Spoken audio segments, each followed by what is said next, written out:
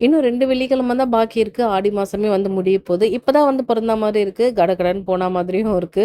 So பூஜைகள் வந்து எல்லாமே நல்லபடியா வந்து போயிட்டுருக்கு. ஸோ 3வது வாரம் வந்து வீட்லயுமே வந்து பொங்கல் வச்சு சாமி வந்து கும்பிட்டாச்சு. ஸோ ஒவ்வொரு வெள்ளிக்கிழமையுமே வந்து பார்த்தீங்கன்னா, ஆடி மாசத்துல பக்கத்துல இருக்க கோவில், கொஞ்சம் தூரமா இருக்க கோவிலுக்கு போயிட்டு பொங்கல்லாம் வைக்கணும் கோவில்ல அப்படின்னு ரொம்பவே வந்து ஆசை. பட் என்னால வந்து அது பண்ண முடியறதே இல்ல. ஏதாவது ஒரு அம்மனுக்காவது வைக்கணும்னு பார்க்குறேன். அதுவுமே பண்ண முடிய மாட்டேங்குது. ஸோ வீட்லயாவது பொங்கல் வைக்கலாம் அப்படிங்கிறதுக்காக தான் ஒவ்வொரு வருஷமும் இதே மாதிரி வந்து பண்ணிட்டு இருக்கேன். என்னோட குட்டி பையன் வந்து பார்த்தீங்கன்னா, நான் வேலை பார்க்கும்போது டிஸ்டர்ப் பண்ணிட்டே தான் இருப்பாங்க. ஸோ அது வந்து திரியெல்லாம் அவங்க தான் வந்து விளக்குல எல்லாத்தையும் வந்து எடுத்து வச்சிருந்தாங்க. ஸோ பூவெல்லாம் வந்து மாத்திட்டேன். ஸோ கோலம் எல்லாமே நல்லா இருந்தது. படங்களுமே சுத்தமா தான் இருந்தது அப்படிங்கிறனால அது எதுவுமே கிளீன் பண்ணாம பூஜை பாத்திரங்கள் மட்டும் வந்து கிளீன் பண்ணி போட்டுலாம் வந்து வச்சுட்டேன். ஸோ பொங்கலுமே வச்சுட்டு, சாமிக்கு வந்து நானு நெய்வேத்தியமா வந்து பண்ணியாச்சு.